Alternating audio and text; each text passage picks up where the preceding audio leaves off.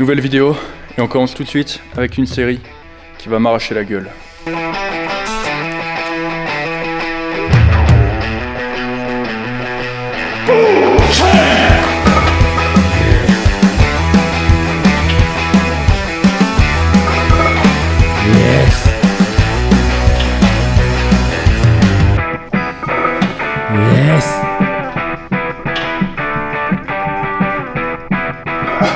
Yes.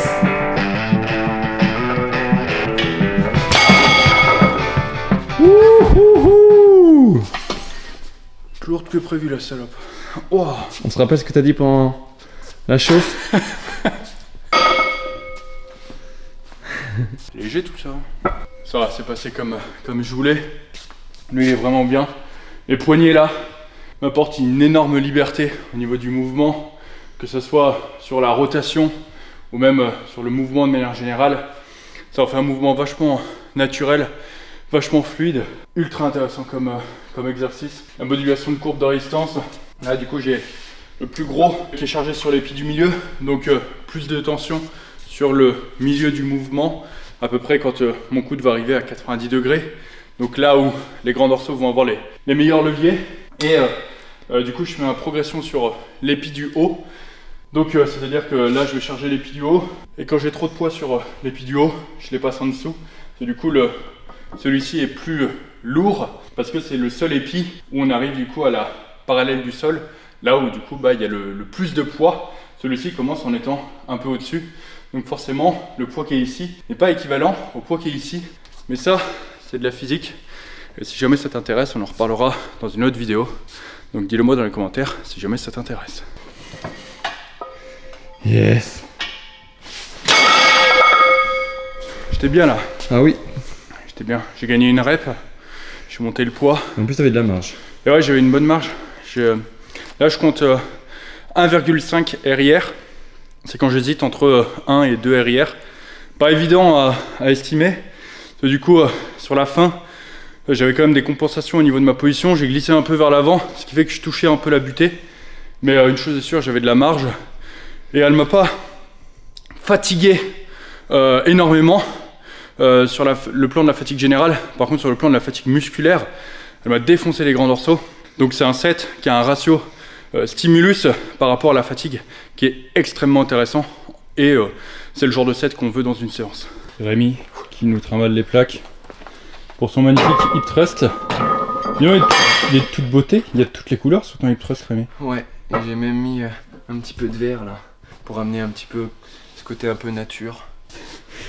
On a mis un élastique ici sur le hip thrust qui est relié à la poignée, ce qui fait que ça permet de déloquer automatiquement la première. Et cette machine de hip thrust est sans doute la meilleure que j'ai pu jamais tester de toute ma vie. Regarde-moi ça. On n'est pas chez les fous, on met un petit peu de confort quand même, hein. Ma petite couette. Un tapis, hop, on ferme la traction pour le manège, le verrou. Cette machine est vraiment incroyable. Petit point technique, effectivement quand on fait le mouvement, ce qu'on cherche à recruter c'est nos fessiers et pas notre dos. Donc ici c'est bien de chercher à faire juste l'extension de la hanche et pas un déroulement de la colonne. Ça c'est quelque chose qu'on observe beaucoup sur les cas de nos suivis quand ils préfèrent mettre plus de charge que du coup de s'appliquer sur le mouvement. Le hip thrust c'est un exercice qu'on peut mettre lourd, mais si vous voulez qu'il soit efficace, rigidifiez bien votre tronc et vraiment recherchez à remonter de manière très rigide tout l'ensemble de votre tronc avec juste l'extension de la hanche. C'est la gourmandise du jour.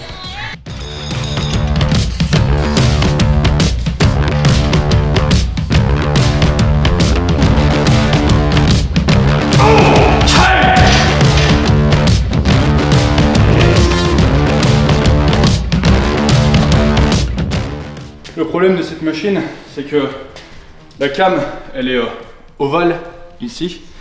Et en fait, ce que je veux, c'est essayer d'avoir le maximum de tension vers le début, milieu.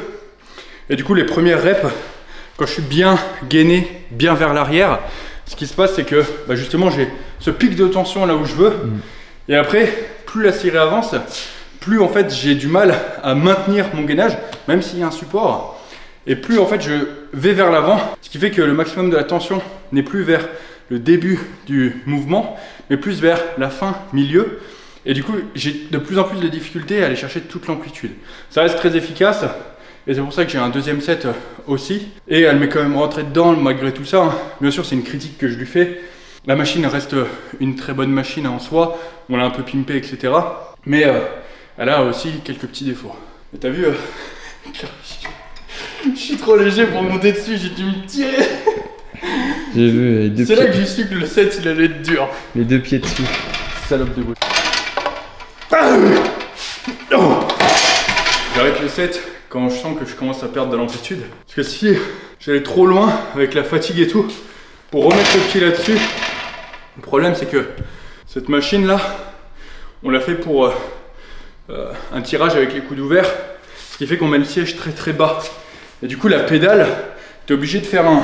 Oh, tu fais une petite presse quoi. T'es obligé, tu vois, t'es pas du tout dans une position de force. Quand t'es là, t'es comme ça, t'as tes coudes qui te gênent. C'est vraiment pas idéal. Cette machine, elle est plutôt faite, tu vois, pour être utilisée avec le siège plus haut. Et dès que t'as le siège plus haut, c'est plus simple. Hop, t'es là, t'appuies. Oh putain. Quand même, hein. Ouais, j'ai mis du poids. Mais. Oui, mais c'est forcément plus facile. Ouais, mais déjà de base, la machine aussi, elle est pas faite pour. Pauvre machine. Pauvre machine. Les technogymes isotoniques, elles sont super lourdes de base. Si en plus tu rajoutes du poids dessus... T'es en train de dire que t'es trop fort pour la machine? Non. Mais c'est sûr que la machine, elle n'a pas été pensée pour qu'un Gugus comme moi, parce que le problème, c'est que je suis aussi un peu trop léger. Si j'étais plus lourd, ça serait mieux. Moralité, faites pas de cut. Turbo masse, turbo bulk, turbo patate.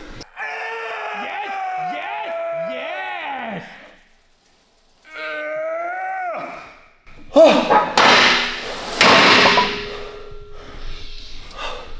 Et pendant le set, il y a quelqu'un qui m'a appelé? Qui c'est? Je ne sais pas. Balance son nom en direct. Je sais pas, 06 52. Je sais pas, c'est un numéro inconnu. Pas que j'ai pas répertorié. J'avais fait exprès de pas regarder les reps que j'avais faites la dernière fois, mais je suis sûr qu'au vu de la qualité de ma série, je peux que être content. C'est très bien. C'est dommage qu'il aurait fallu mettre un peu plus de poids, c'est bon. Mais tu sais que pour mes genoux, ça va très bien. Zéro douleur depuis maintenant 2 mois, 3 mois, je sais plus, mais enfin, je décompte plus les mois où je n'ai plus de douleur.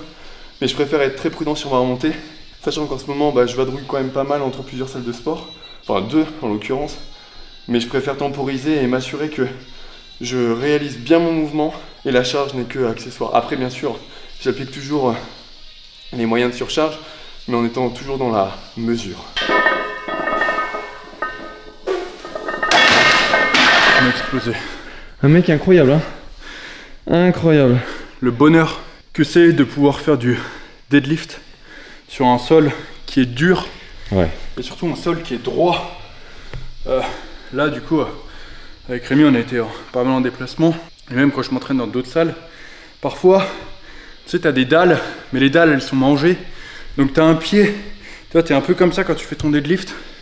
C'est déjà que le deadlift, c'est un mouvement ultra technique où t'as très peu le droit à l'erreur. Mais si en plus, tu vois, le sol, il rajoute de la difficulté, tu sais, il y a rien qui t'aide. Et puis parfois aussi, le sol, tu sais, il est un peu de biais aussi. Ouais. Et un autre truc, c'est que parfois aussi ton sol, il est mou. Donc tu sais, genre, tu commences, bon quand t'es dessus, ça va. Ton propre poids, ça va. Tu rajoutes 100 kg, ça va. Quand tu commences à monter à 150, tu sens que quand tu descends, tu sais, en fonction de là où tu appuies dans le sol, en fait, tu t'enfonces. Et du coup, tes pieds, parfois, tu es un peu comme ça. Parfois, tu es un peu comme ça. Tu sais, tu varies vachement. Ouais. Et ça, c'est vachement... en fait, ça rajoute de la dangerosité à l'exercice, qui est déjà, comme je disais, techniquement très dur à maîtriser. En général, quand tu le maîtrises bien, tu réduis les risques. Mais les risques zéro n'existent pas. Mais voilà, parfois, il y a d'autres éléments qui sont contre toi. Le fait que parfois, il y a des plaques aussi qui soient mangées. Tu sais, du coup, elles font pas tout à fait le même poids. Tu te retrouves, tu es un peu les barres tordues. Faites attention, le matériel, même l'environnement dans lequel vous vous entraînez, c'est quand même extrêmement important. Et avec Rémi, ça a été un point de frustration pendant très longtemps. Ce qui fait que quand on a pu construire notre propre environnement, on l'a fait de façon à ce que ça soit parfait. Oh, celui-ci, j'aime vraiment bien aussi la façon dont je peux le charger en mettant plus de tension sur le début. En général, tu as dû voir soit en fonction des leviers, des muscles, etc. Je mets un peu plus ici, soit un peu plus ici. Mais pour pas que les mouvements soient trop bizarres, quand tu charges parfois qu'un épi, c'est vraiment très étrange d'un point de vue de la résistance, parce que tu as un endroit où tu as vraiment beaucoup de résistance et d'autres où tu as que dalle. Sur certains mouvements, par exemple les chest press, c'est moins dérangeant parce que l'amplitude est plus courte, ce qui fait que du coup tu arrives à quand même garder de la tension tout au long du mouvement si tu charges qu'au milieu. Mais là, si tu charges qu'un seul épi sur le leg curl, crois-moi, ça fait bizarre. Et du coup, en général, je conseille, alors je suis désolé, il y a très peu de chances que tu aies des machines Prime, mais si un jour tu les utilises, ou si un jour les Galois Gym, il y en a tellement partout que du coup tu y as accès, eh bien essaye de charger de façon à avoir toujours à peu près 2 fois plus à l'endroit où tu veux surcharger par rapport à l'endroit où tu veux pas surcharger. Bon, je conclue très rapidement cette vidéo. On n'a plus eu de batterie à la fin, donc on a un peu turbo-rush la séance comparé au début. On a vraiment fait cette vidéo sur un coup de tête. On s'est retrouvés tous les deux dans la salle pour s'entraîner. Et c'est vrai qu'on a la salle en commun avec Rémi, mais c'est extrêmement rare les moments où ça arrive parce qu'on a toujours 40 000 trucs à faire, 40 000 rendez-vous chacun de notre côté. Ce qui fait que les moments où on s'entraîne ensemble sont extrêmement rares. La vidéo était très certainement peut-être un peu décousue. Le but, comme d'habitude, c'était essayer de t'expliquer les choses, pourquoi on le fait, te donner des petits tips autour de ça. C'est vraiment ma vision, on va dire, de la création de contenu. Quoi qu'il en soit, on a terminé la séance. Donc Rémi a fini avec du leg extension en biceps avec des abdos pour gagner du temps. Il enchaîne les deux et il n'y a pas d'interférence négative entre les deux, donc c'est un biceps qui est plutôt assez intéressant. Je ne sais pas si tu te souviens, mais à une époque, moi dans mes séances, j'enchaînais adducteur avec les abdos en fin de séance, et c'est pareil, ça s'enquillait plutôt bien. Moi de mon côté, t'as très certainement pas vu, mais j'ai fait du curl à la poulie, donc j'ai fait 2 séries, toujours avec une plage de RIR allant de 1 à 3 RIR. Là j'avais quand même pas mal de fatigue. Demain j'ai un jour de repos, donc c'est normal aussi que j'avais un peu plus de fatigue. J'ai fini après ça avec du leg curl, encore une fois 2 sets. Le leg curl s'est très bien passé, enfin la séance globalement, j'ai explosé mes perfs de partout. J'avais vraiment beaucoup d'énergie en début de séance, et après avec aussi le fait de filmer, etc., tout ça, ça rajoute un peu de fatigue, et donc j'étais un peu plus fatigué sur la fin, mais globalement c'était une très bonne séance. C'est des séances qui sont assez courtes. Là on l'a filmé, mais globalement la séance a duré 1h15 de mon côté. Rémi il avait commencé un peu avant, donc pour lui ça a duré peut-être 1h45, quelque chose comme ça, mais mes séances sont assez courtes en ce moment, elles durent 1 heure, et ça fait plutôt bien avec mon emploi du temps. Bref, j'ai mes patates qui sont en train de cuire. J'espère que cette vidéo t'aura plu. Si c'est le cas, eh bien n'hésite pas à la liker et à t'abonner. Niveau création de contenu, en ce moment j'essaie de faire des choses un peu différentes. Comme je t'ai dit, je pense que j'ai pas mal de choses à apporter dans différents domaines, dans le milieu de la muscu et du fitness, et de la nutrition, des recettes, etc. Donc j'essaye vraiment de... Voilà, mon but c'est toujours de prendre du plaisir dans ce que je fais tout en te donnant des informations de qualité. Donc vraiment, si tu veux me soutenir là-dedans, le like et l'abonnement c'est vraiment extrêmement important, parce que ça permet en fait tout simplement à la vidéo d'être partagée à plus de personnes, de faire découvrir la chaîne à plus de personnes, et du coup potentiellement à apporter de l'information à plus de personnes. Donc ça, c'est pas mon rôle à moi, c'est ton rôle à toi, et tu peux m'aider là-dedans, donc je compte sur toi. Sur ce, je te dis à très bientôt dans une prochaine vidéo. Ciao!